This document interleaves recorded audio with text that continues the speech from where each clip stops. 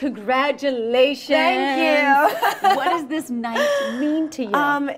It's amazing. I mean, Glamour, I've been reading Glamour for such a long, long time. I've been following the Women of the Year Awards, and I've been a frequent subscriber of their issue, and I've looked up speeches given by past winners, and it's always been so inspiring and so incredible. So to be picked as one was amazing. But then I got in this room with all these people, and I think as each person spoke, I started to get more and more nervous, and it was just, I had no idea, because what I do is not comparable to what they do. So for me, true. I know everyone loves to say that, but it's true. Like some of them put their lives on the line.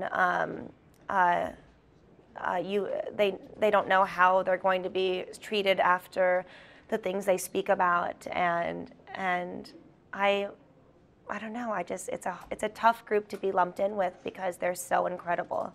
And I feel like watching you speak and everybody, like, I want to do more, I want to be more. Yeah, That's what this night means for everybody. And support one another. Yes, I left exactly. my favorite And I part. think that kind of group is really important. I think it's good for you to want to strive to be better and to be around people that empower you and make you want to do better. And every time I get in that room, whether it was 10 years ago with Oprah or now, I'm still inspired just as much to do more. You were talking about you didn't know exactly your job title. Yeah. Someone threw out the word mayor today. Could it be like mayor of awesomeness? Or what? We need a title for you, I know, Chrissy. things are so broad now. I mean, I'm happy to be able to represent the people of Twitter or the people of the internet.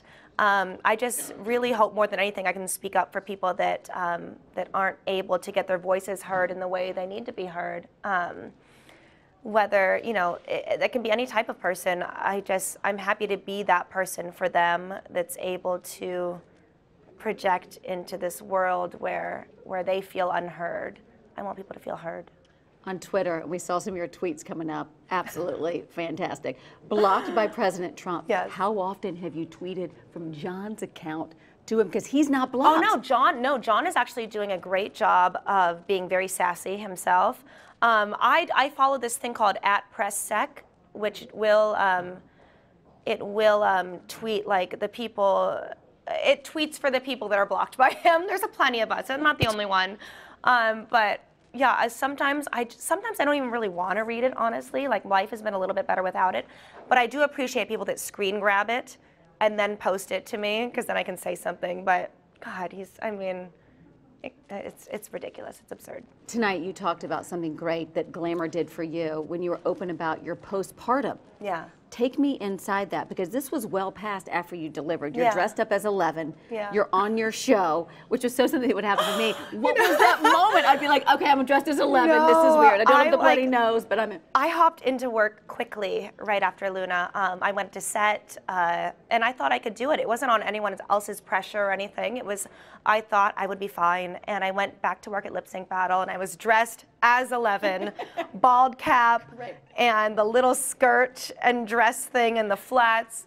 And I just had this complete meltdown backstage about halfway through. And there was no rhyme or reason to it. It was just, I was exhausted. And I think that was my big trigger point where I realized that, like, this might not be normal. This might not be a normal thing to go through.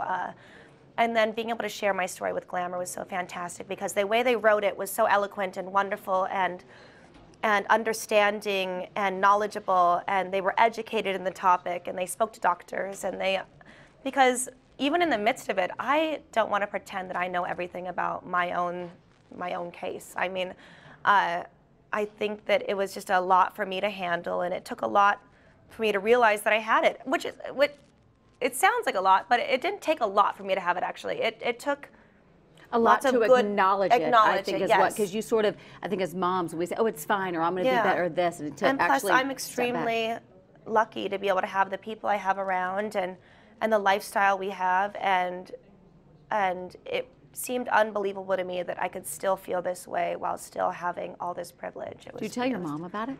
Yeah, I do. And actually, I told John's grandmother about it.